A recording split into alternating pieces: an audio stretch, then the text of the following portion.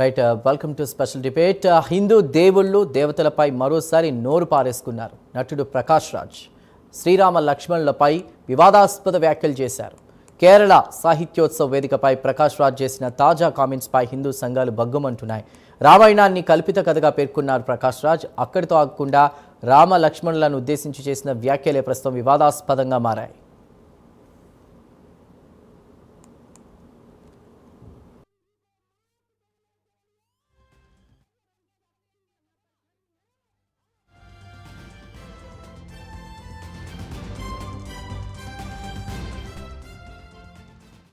Kids, today they rewrote Ramayana in the play.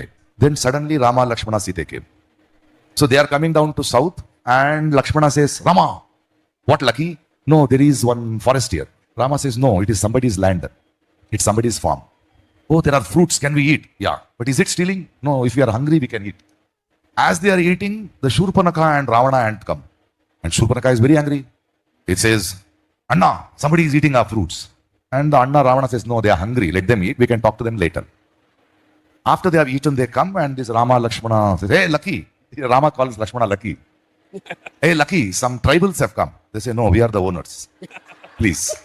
Now, since you have eaten the fruit, you have to pay the price. Then what is the price? Then she calculates, Shurpanaka, and says $2,000 with GST. Oh. And they say, no, we don't have money. Then Ravana says, give them some discount. Okay, 20% discount. No, we don't have. So in spite giving discount, if you don't have the money, then you are not tourists here. You have come in search of food. So what you do, since you have eaten the fruits, the seeds are there, no? Plant it, turn it into a tree and go. What is your name? Oh, I am Rama from north. Yeah, I am Ravana from south. Nice meeting you. These children said politics. You guys want to come, don't force your Hindi. Learn Malayalam, no? You have come to work here. Don't become a manager of a bank and ask us not to eat beef. We will do a beef festival. Come, do something, work something, respect our culture and go. No, one nation, one religion, my dialogue. Get lost. Okay, this is our land. Behave yourselves. Those kids. ఇక Prakash రాజ్కు legal నోటీసులు పంపారు TTD board సభ్యుడు భానుప్రకాష్ రెడ్డి. హిందువుల మనోభావాలను కించపరిచారంటూ ఆ నోటీసులు ఆగ్రహం వ్యక్తం చేశారు. ప్రకాష్ రాజ్ బహిరంగ క్షమాపణ చెప్పాలని, లేదంటే 100 కోట్లకు పరువు నష్టం దావా దాఖలు చేస్తానని భానుప్రకాష్ రెడ్డి వార్నింగ్ ఇచ్చారు.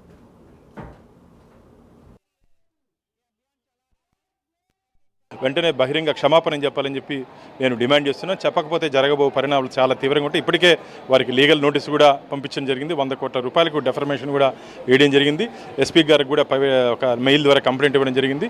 ప్రైవేట్ కంప్లైంట్ కూడా మా లీగల్ ఎక్స్పర్ట్స్తో మాట్లాడి ప్రైవేట్ కంప్లైంట్ కూడా మేము వేయబోతున్నాం. వెంటనే బహిరంగ క్షమాపణ చెప్పకపోతే జరగబో పరిణామాలు చాలా తీవ్రంగా ఉంటాయి. ప్రకాష్ రాజ్ వీపు విమానం అయిపోతుంది. గతంలో హనుమంతుడు లంకా దహనంలో ఏం జరిగిందో చరిత్ర తెలుసు కదా.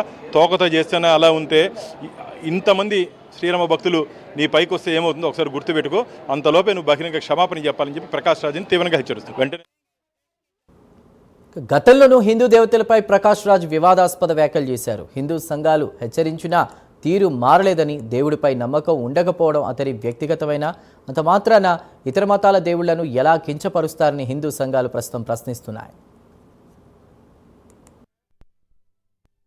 ప్రకాష్ రాజు అని పిలువబడే ప్రకాష్ రాయ్ ఆంటోనీ రాముని గురించి అవాకులు చెవాకులు పేలుతూ రాముని ఆరాధించేటటువంటి హిందువుల మనోభావాలు దెబ్బతినే విధంగా నీచంగా అతను మాట్లాడిన విషయాన్ని విశ్వ హిందూ పరిషత్ ఖండిస్తున్నది. 17 లక్షల సంవత్సరాలుగా విశ్వవ్యాప్తంగా శ్రీరాముని భక్తులు ఆరాధించేది ఆయన గుణాలను బట్టి. అటువంటి రాముణ్ణి కించపరచడం ప్రకాష్ రాజుకి ఇది మొట్టమొదటిసారి కాదు. చాలా దుర్మార్గంగా ఉత్తరాది నుంచి దక్షిణాదికి సీతాలక్ష్మణులు వచ్చారని, ఆకలి వేసి ఒక తోటలో పళ్ళు తిన్నారని, ఆ పండ్లకు యజమాని తోట యజమాని రావణాసుడని, అతడు వీరికి శిక్ష వేస్తూ $2000 GSTతో కట్టమన్నాడని, నా దగ్గర డబ్బులు లేవు, నేను కట్టలేని పేదవాడిని రాముడు ప్రాధేయపడ్డాడని, అప్పుడు రావణాసుడు రాముణ్ణి నువ్వు తిన్న పళ్ళకి విత్తనాలు ఇక్కడ నాటి వెళ్ళమని చెప్పాడని, రామాయణంలో లేని ఒక కొత్త రామాయణాన్ని సృష్టించే ప్రయత్నం చేసి హిందువుల మనోభావాలు దెబ్బతీశాడు. ఈ దుర్మార్గుడు తన పొట్టకుటి కోసం కర్ణాటక నుంచి ఆంధ్రప్రదేశ్కు వచ్చి కళని నమ్ముకుని ప్రేక్షకులు ఇచ్చినటువంటి ధనంతో బతుకు ఈడుస్తూ ఏదైతే సినిమాల్లో విలన పాత్రలు వేస్తున్నాడో ఆ విలన గుణంతో రాక్షసుడిగా ప్రవర్తించాడు ఈ మాటలు మాట్లాడుతూ. నిర్మాతలు, దర్శకులు, హీరోలు కూడా ఇతన్ని తమ సినిమాల నుంచి బహిష్కరించాలని విశ్వ హిందూ పరిషత్ తెలియజేస్తూ, ప్రకాష్ రాయ్ ఆంటోనీకి సరైన బుద్ధి చెప్పడానికి హిందూ సమాజం ముందుకు నడుస్తుంది అని చెప్పి తెలియజేస్తున్నాం. జై రైట్, ఇక డిబేట్లోకి వెళ్తాం.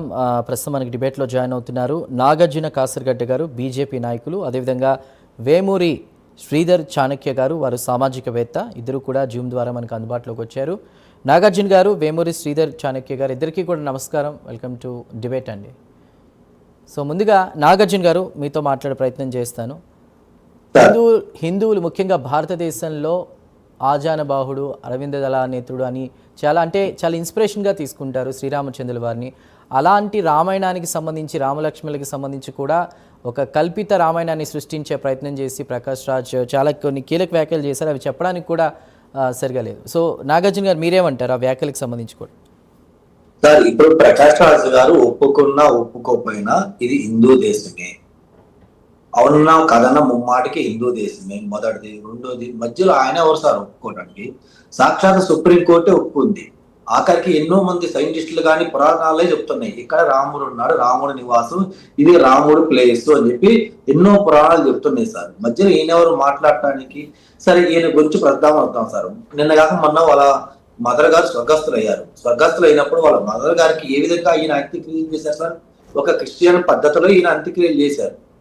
నేను ఇప్పుడు సూటిగా ప్రశ్న అడుగుతున్నాను ప్రకాష్ రాజ్ గారికి. ఇది భారతదేశం. సరే, భారతదేశంలో మీరు రాజ్యాంగాన్ని గౌరవిస్తారు, ఓకే. మరి రాజ్యాంగం ఏం చెప్తుంది? ఎవరైనా వాళ్ళు నచ్చిన మతాన్ని వాళ్ళు తీసుకోవచ్చు, అలాగే పరాయ మతాన్ని గౌరవించాలని చెప్తుంది. ఇప్పుడు మీ అమ్మగారు చనిపోయినప్పుడు ఆమె యొక్క మతాన్ని, ఆమె విశ్వాసాన్ని మీరు గౌరవించినప్పుడు, బతుకున్న మేము మా మతాన్ని, మా విశ్వాసాన్ని మీరు ఎందుకు గౌరవించారు? అంటే ఇక్కడ సింపుల్ గా ఏం చెప్పాలంటే సార్, నాస్తికుడు అని ముసుగులో ఉన్న ఒక క్రిస్టియన్ అయినటువంటి ప్రకాష్ రాజు ఇండైరెక్ట్ గా మతాల మీద, హిందూ మతాల మీద, హిందూ దేవాల మీద కావాలని ఇతను డైరెక్ట్ గా ఫైట్ చేస్తున్నాడు. ఇతను ఫైట్ చేస్తా కూడా ఏం చెప్తున్నాడంటే, ఇక్కడ కూడా కులాలు తీసుకొస్తున్నాడు. రాముడికి ఒక కులం అంటగడుతున్నాడు, రామనాసుడికి ఒక కులాలు అంటగడుతున్నాడు. అంటే హిందూ మతాన్ని వీళ్ళు కులాల వారీగా డివైడ్ చేసి కొన్ని కులాలని హిందూ మతానికి దూరంగా ఉంచే ప్రయత్నం వీళ్ళు చేస్తున్నారు సార్. అంటే ధైర్యం ఈయనకి ఎక్కడి నుంచి వచ్చిందంటే, బహుశా వీళ్ళ కాంగ్రెస్ పార్టీ, కర్ణాటకలో ఉన్న కాంగ్రెస్ పార్టీ ఇతను గట్టిగా ఎంకరేజ్ చేస్తుంది. ఎందుకంటే మీకు తెలుసు, ఒక సామెత ఉంటది, డిక్కీ బస్ ని కోడి చికెన్ స్టాప్ ఎక్కి తొడగొట్టినట్టు ఇతను కడుపు నిండింది, హ్యాపీగా డబ్బులు సంపాదించుకున్నాడు. ఆ డబ్బులు కూడా ఎలా సంపాదించుకున్నాడో మనం చూసినాం. హిందూ దేవుళ్ళు అడ్డం పెట్టుకోగాని, హిందూ ప్రజలను అడ్డం పెట్టుకోగాని ఈయన గట్టిగా సంపాదించాడు. ఆఖరికి బెట్టింగ్స్ చేసిన ఇతను చరిత్ర కూడా మనకు తెలుసు. ఏంటి, బెట్టింగ్స్ దగ్గరుండి ఎంకరేజ్ చేసిన మహానుభావుడు ఇతను. ఇప్పుడు మంచి చెప్పర గురించి, రాముడి యొక్క గుణగుణాల నుంచి ఈయన మాట్లాడుతున్నాడు. అయితే ఇతను ఏంటంటే ఇండైరెక్ట్ గా కావాలని ఇంటెన్షన్ గా ఒక ధర్మాన్ని కించపరుస్తా ఇతను చేసిన వ్యాఖ్యలు ఉన్నాయి సార్. ముఖ్యంగా చెప్పాలంటే మనం అసలుగా ఆ కులాల గురించి రక్షణ చట్టాలు అడుగుతున్నాం సార్. మన కులాల రక్షణ చట్టం కాదు సార్ మనం అడగాల్సింది, హిందూ ధర్మం యొక్క రక్షణ చట్టం కోసం మనం పోరాడాలి. ప్రతి భారతీయుడు, ప్రతి హిందువు మా ధర్మానికి ఒక రక్షణ చట్టం కావాలి. తాడు బొమ్మరు లేని ప్రతి ఒక్కడు వచ్చి మా ధర్మాన్ని కించపరుస్తున్నాడు, ఇంకొకటి ఎవరన్నా ఇలా కించపరిస్తే మేము ఒప్పుకునేది లేదన్నట్టు ఒక ధర్మానికి, ఈ హిందూ ధర్మ పరిరక్షణ కోసం మనం అందరూ ఐక్యంగా ఉండి ఒక చట్టాన్ని తీసుకురావాల్సిన అవసరం ఉంది సార్. ఎందుకంటే అవుననుకున్నా కాదనుకున్నా ఒక హిందూ ప్రైమ్ మినిస్టరు, ఒక హిందూ హోమ్ మినిస్టరు ఉన్న దేశంలోనే హిందూ ధర్మానికి దిక్కు లేకపోతే, ఇంకా రేపు వీళ్ళ గవర్నమెంట్ వస్తే, బ్రిటిష్ కాలనాటి గవర్నమెంట్ కానీ కాంగ్రెస్ గవర్నమెంట్ కిందకి వస్తే ఇంకా మన ధర్మాలకి ఏం న్యాయం ఉంటుంది సార్? సో మనం అందరూ కలిసి పోరాటం చేయాలి. ఏమని, మాకు హిందువుల కోసం రక్షణ చట్టం కావాలి. ఏ ఒక్కడే ఇంకొకసారి మా ధర్మం మీద కానీ, మా యొక్క సంస్కృతి మీద కానీ, మా దేవుళ్ళ మీద కానీ ఇలాంటి కించపరుస్తా మాట్లాడితే, ఎలాగైతే వేరే కులాలను తిట్టిన, ఫర్ ఎగ్జాంపుల్ ఎస్సీ ఎస్టీ కులాలను తిట్టినప్పుడు ఎలాగైతే వాళ్ళకి ఇన్ని సంవత్సరాలు 40 కేసులు ఇవ్వడంతో, మన హిందూ దేవుడు తిట్టినా, హిందువుని కించపరిస్తా ఎవరు మాట్లాడినా అలాంటి రక్షణ చట్టం కూడా మనకు తీసుకురావాల్సిన ఆవశ్యకత ఈ రోజు ఉంది సార్. రైట్, నాగార్జున గారు మళ్ళీ మాట్లాడే ప్రయత్నం చేస్తాను. వేమూరి శ్రీధర్ చాణక్య గారితో మాట్లాడదాం. చాణక్య గారు నమస్కారం. నమస్తే. సో భావ ప్రకటన స్వేచ్ఛ అనేది రాజ్యాంగం అందరికీ కల్పించిన హక్కే, కాదనడానికి లేదు. కాకపోతే ఎంతోమంది మనోభావాలకు సంబంధించినటువంటి దేవీ దేవతలకు సంబంధించి ఇలా వ్యంగ్యంగా మాట్లాడడం అనేది ఎంతవరకు కరెక్ట్ అండి? అంటే ఇక జిఎస్టీ అంటూ $2,000 అంటూ కూడా ఎంతో అపహాస్యం చేస్తూ కూడా మాట్లాడినటువంటి సిచ్యువేషన్ మనం డైరెక్ట్గా స్క్రీన్లో కూడా ఇందాక చూసాం. ఏమంటారు సార్? చిన్నప్పుడు ఒక శ్లోకం చదివేవాడు అండి. దాంట్లో ఏంటంటే గనక సునకమును కనక సింహాసనమును ఎక్కించిన అక్కడ వెళ్ళేది ఇదే. ఆయన పరిస్థితి అదేనండి. ఎందుకనంటే గనక కళాభిమానులు ప్రతి వాళ్ళు దాంట్లో నార్త్ ఇండియన్ ఉన్నాడు, ఆయన చెప్పినట్టు సౌత్ ఇండియన్ ఉన్నాడు, వివిధ భాషల వాళ్ళు ఉన్నారు, వివిధ మతాల వాళ్ళు ఉన్నారు.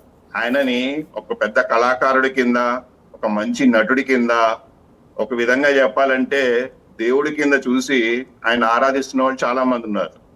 అలాంటి ఆయన ఈ రోజున తిండి పెట్టిన, అవే కథలని నటించిన, అవే మాటలు మాట్లాడినా అలాంటి వ్యక్తి చివరికి అలా మాట్లాడడం చాలా తప్పండి. చెప్పా కదా ఇందాకట్లాగానే, ఎంతటి కుక్కని తీసుకెళ్లి సింహాసనం పైన కూర్చోబెడితే దాని బుద్ధి పోనిచ్చుకోదు. ప్రకాష్ రాజ్ గారు కూడా అదే విధంగా రియాక్ట్ అయ్యారు. అది చాలా తప్పు.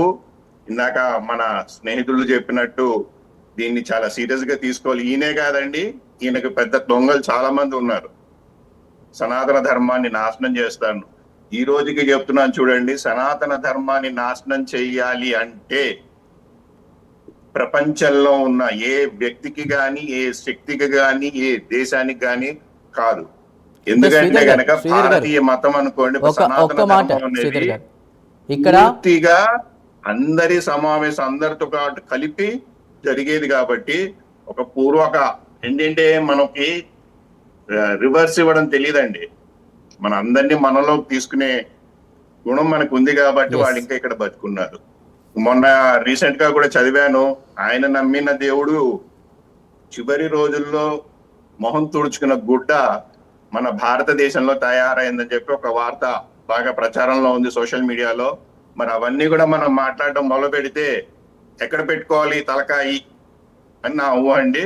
కాబట్టి ఆయన ఎటువంటి పరిస్థితుల్లో మాట్లాడిన మాటలు ఏవైతే ఉన్నాయో ఆయన స్థాయి తగ్గట్టు లేవు. అట్లాగే ఎదురుకుండా వినేవాడు ఉన్నాడు కదా అని చెప్పి మనకి ఏది పడితే అది మాట్లాడడం అన్నది ఇంకా ఆయన విజ్ఞతకు వదిలేస్తున్నాను. అంటే ఇక్కడ ఇంకొకటి అక్కడ బాధాకరమైన విషయం ఏంటంటే, ఈయన మాట్లాడుతుంటే ఎదురుగా కూర్చున్న వాళ్ళు చాలా మంది కూడా చప్పట్లు కొట్టారు రామాయణాన్ని వ్యంగ్యంగా మాట్లాడుతుంటే. మరోవైపు ఒకే పార్టీలు నచ్చకపోవచ్చు, బీజేపీ రాజకీయాలు నచ్చక ఆయన మాట్లాడుండొచ్చు, అదే మనకు తెలుస్తోంది.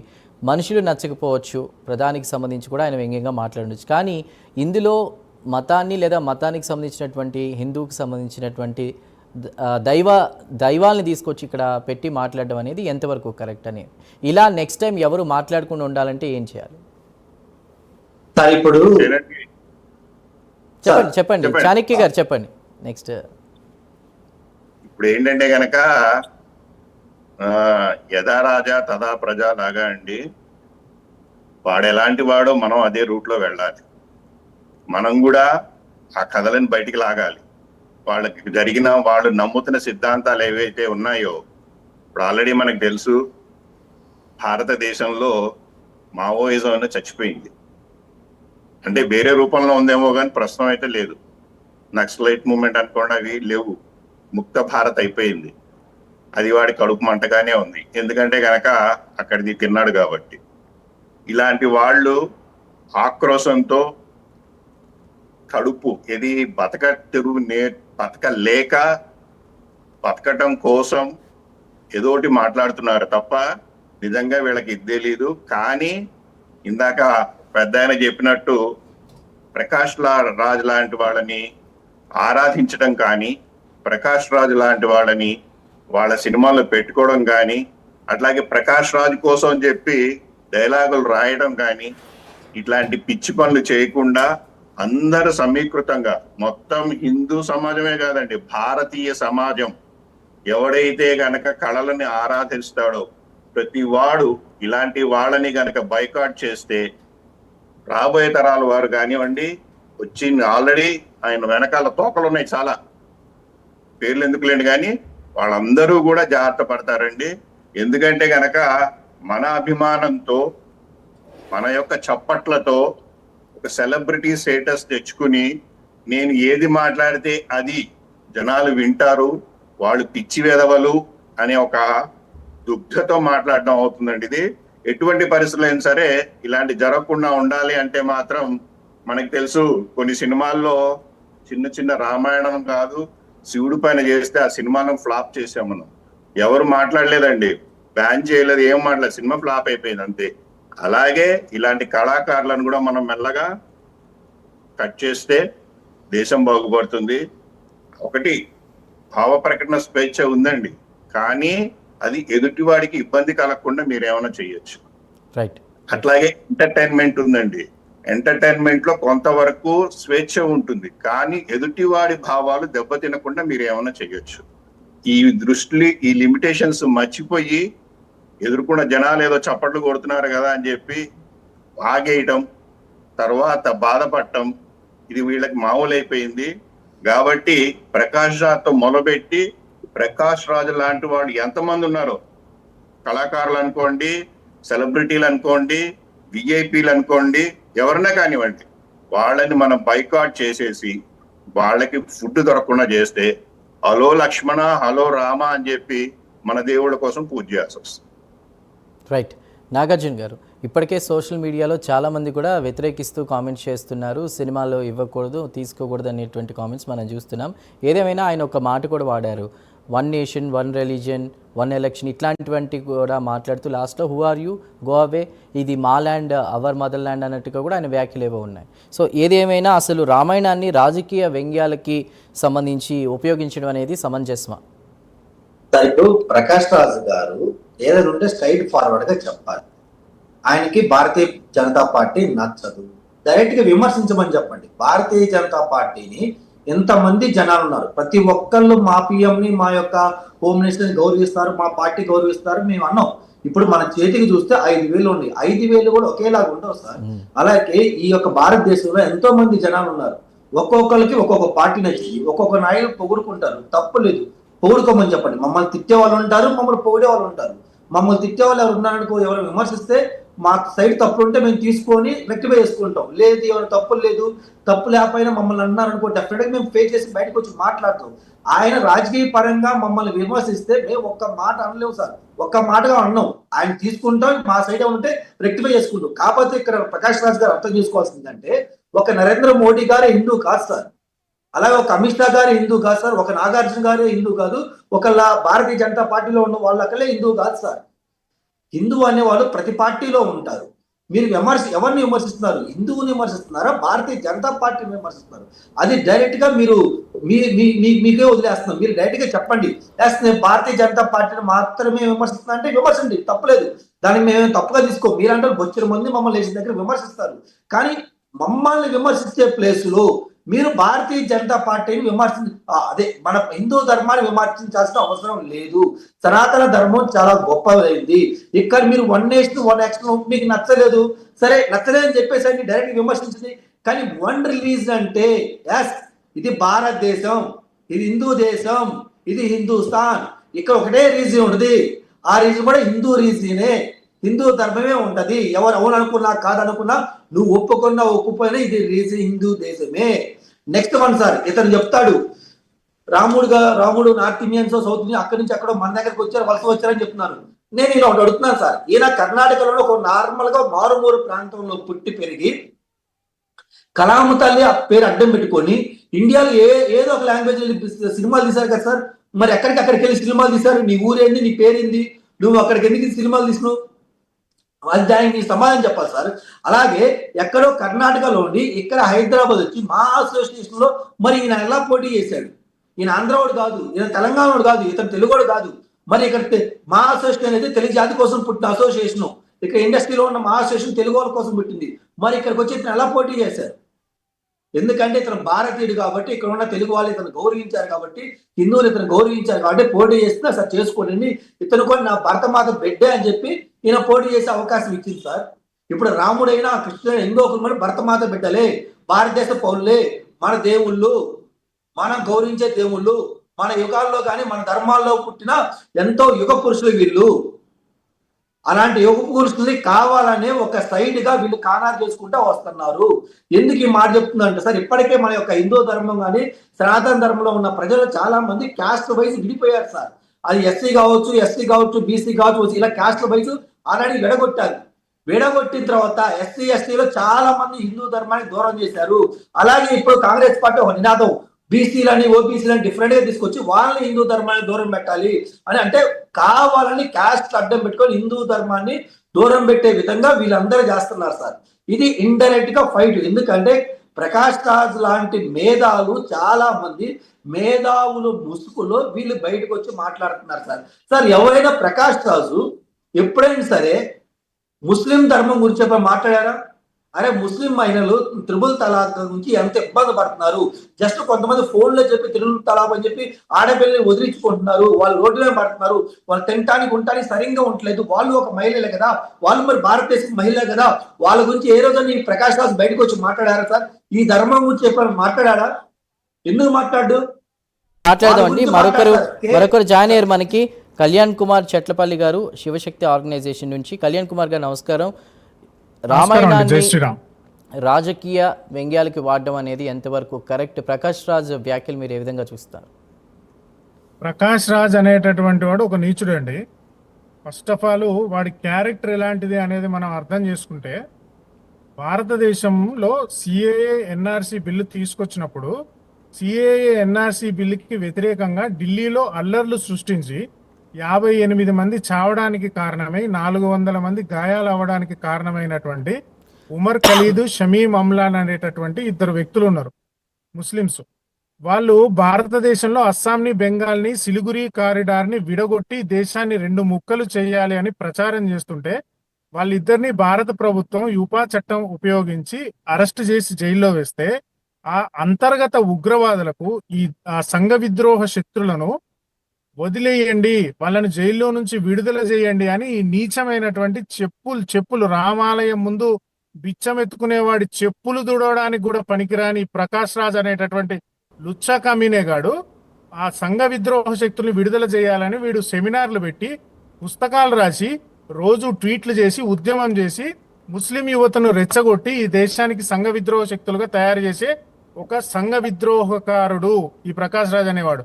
ఇట్లాంటి లుచ్చా విధవను తెలుగు సినిమా ఇండస్ట్రీలో నిర్మాతలు కానీ డైరెక్టర్లు కానీ ఈ ప్రకాష్ రాజ్ అనేటటువంటి వాడిని తెలుగు సినిమాలలో పెట్టుకోకూడదు. ఏ నిర్మాత అయితే పెట్టుకుంటాడో, ఏ డైరెక్టర్ అయితే పెట్టుకుంటాడో ఆడ ఆఫీస్ మీద హిందూ సమాజం దాడి చేసే రోజు వస్తుంది ఖచ్చితంగా. ఈ విషయం మీద కూడా తీవ్రంగా ఆలోచన చేస్తున్నాం. ఫైనల్ గా ఒక కన్క్లూజన్ అయితే తీసుకుందాం అండి. ఉత్తర దక్షిణ విభేదాలను కూడా రెచ్చగొట్టే ఉద్దేశం ఉందా అనేటువంటి క్వశ్చన్ కి ప్రకాష్ రాజ్ చేసినటువంటి వ్యాఖ్యలకు సంబంధించి కూడా చాణక్య గారు మీరేమంటారు? ఫైనల్ కామెంట్స్ ఏంటండి? అదే అంటున్నానండి, భారతదేశం అన్నది మొత్తం భారతదేశం ఒకటేనండి. అది ఉత్తరమా, దక్షిణమా, పూర్వమా, పశ్చిమమా, మధ్యమా కాదు, మొత్తం భారతదేశం ఒక్కటి. 1 నేషన్. మేము జరూర్ చెప్తాము, ఇది 1 నేషన్. నీకు ఇష్టమైతే ఈ భారతదేశంలో ఉండు, లేకపోతే హిందూ మహాసముద్రంలో దూకు, అంతే తప్ప భారతదేశంలో అందరూ ఒకటే. రాముడు పైనుంచి వచ్చాడు, రావణాసుడు కింద నుంచి వచ్చాడు, ఇవన్నీ లుచ్చ మాటలు మాకు వద్దు. మేము ఇప్పటి భారతీయులం, స్వతంత్రం వచ్చిన తర్వాత పుట్టిన భారత పౌరులం. కాబట్టి భారతదేశం మొత్తం ఒకటే. ఇక్కడ ఉత్తర దక్షిణాలు ఇట్లాంటివి ఏమిలో నేనంతా హడావిడి చేశారు, మనం చూసాం టీవీ ఛానల్లో, పార్లమెంటు సాక్షిగా. ఉత్తర భారతాన్ని డివైడ్ చేయడానికి ఈ టుకుడే గ్యాంగ్ చాలా ప్రయత్నం చేసింది. దానికి కౌంటర్ గా ఎలా చేశామన్నది మనం ఎక్కిదే తెలుసు. నేను ఒక పెద్ద ఆయన మాట్లాడుతూ చెప్తున్నాడండి, భారతదేశంలో ఆయన చెప్తున్న కేరళ ఎక్కడైతే మాట్లాడాడో మలయాళీసు ఎక్కువ మంది మైగ్రేట్ అయింది దుబాయ్. ఇప్పుడు ఈ లెక్కన ఏం చేయాలి? దుబాయ్ లో ఉన్న వాళ్ళందరినీ వెనక్కి పంపించాలి. పంపిస్తే కేరళలో ఉద్యోగాలు ఉన్నాయా? వాళ్ళకి ఫుడ్ పెట్టేంత స్థితి ఉన్నదా? ఏమీ లేదు వాళ్ళకి. అలాంటి వాడిని ఇప్పుడు ఏం చేయాలి? మరి ఇప్పుడు ఆయన మాటలే తీసుకుంటే వాళ్ళందరినీ మలయాళీస్ అందరినీ అక్కడ పంపించాలి. అట్లాగే బెంగాలీలో ఉన్నారు, వాళ్ళకి అక్కడ ఫుడ్ లేదు, ఉద్యోగాలు లేవు, కరప్షన్ ఉంది, వాళ్ళందరూ మన దగ్గర వచ్చి పనిచేస్తున్నారు. ఒరియా వాళ్ళు ఉన్నారు, మన దగ్గర పనిచేస్తున్నారు. బీహారీస్ ఉన్నారు, మన దగ్గర పనిచేస్తున్నారు. ముగిద్దాం. సో నాగార్జున కాసరగడ్డ గారు బీజేపీ నాయకులు, వేమూరి శ్రీధర్ చాణక్య గారు సామాజికవేత్త, అదేవిధంగా కళ్యాణ్ కుమార్ చెట్లపల్లి గారు శివశక్తి ఆర్గనైజేషన్ నుంచి ముగ్గురు కూడా ఈ డిబేట్లో జాయిన్ అయినందుకు ధన్యవాదాలండి. ఏది ఏమైనా కూడా ప్రకాష్ రాజ్ ఏదైనా మాట్లాడేటప్పుడు కాస్త గమనించుకుని మాట్లాడాలి. రాజకీయంగా వ్యంగ్యాలకు సంబంధించి కూడా వ్యక్తుల్ని కావచ్చు, పార్టీలు నచ్చకపోతే దానికి సంబంధించి కూడా మాట్లాడేటువంటి భావ ప్రకటన స్వేచ్ఛ ఉంది. కానీ దైవాల గురించి మాట్లాడేటప్పుడు ఏదైనా విషయంలో దైవాల్ని హేళన చేస్తూ మాట్లాడడం, వ్యంగ్యంగా మాట్లాడడం కరెక్ట్ కాదు.